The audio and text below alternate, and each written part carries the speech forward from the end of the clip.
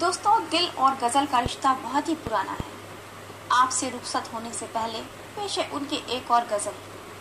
अभी हमारी मोहब्बत किसी को क्या मालूम, हमारे दिल का हाल किसी को क्या मालूम।